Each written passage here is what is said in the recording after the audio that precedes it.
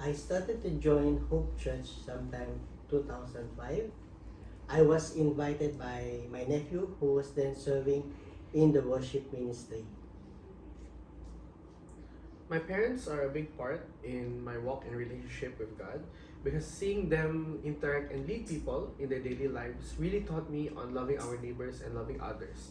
And a great example of this is that my parents are very active in the community and my mom is a block ambassador while my dad is an RC member. My first life group leader was Brother Wanichin, then followed by Kuya Abe, who mentored me to become an LGL.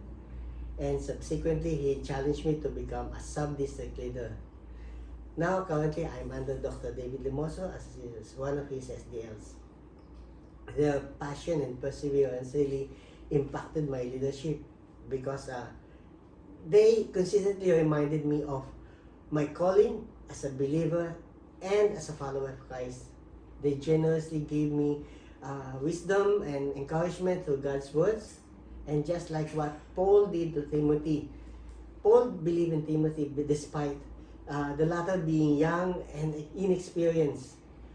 Paul still believed in Timothy as he has shown obedience and passion in serving God and the church. I saw it as something important that they had to do, and maybe when I was younger, I was a bit confused on why we had to go to life group every Friday and church on Sunday. But later on in my walk, I really learned more about that it was not just something that a social gathering. Like we didn't gather just for fun, and it was really about people gathering in one name and also sharing the love that they receive from God. Our life on earth is temporary, and if one day you'll be gone, what is it that you want people to remember? As a father, my first ministry is my family, and my children are my disciples. And as a believer, we are all predestined to be the vessel of the Lord's presence in our life, bringing a living testimony of love and His message, and bringing transformation to the lives of people around us.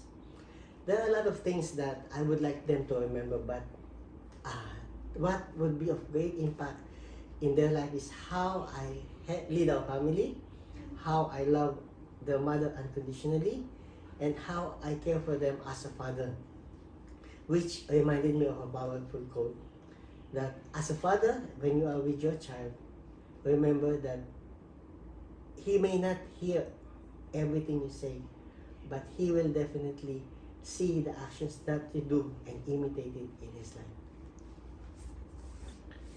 One of the things that I'm really passionate about is teaching the Word of God, and I really have the heart to really guide those who are younger and are attending secondary school. So shout out to Elise 1, yes. Alright, and because I believe in this age group, that is where the word starts having a bigger hold, a bigger influence in their lives and in how they think. And I really want to share the love of God to really, to show that there is more to what the world can offer to them, and God has greater plans for their life.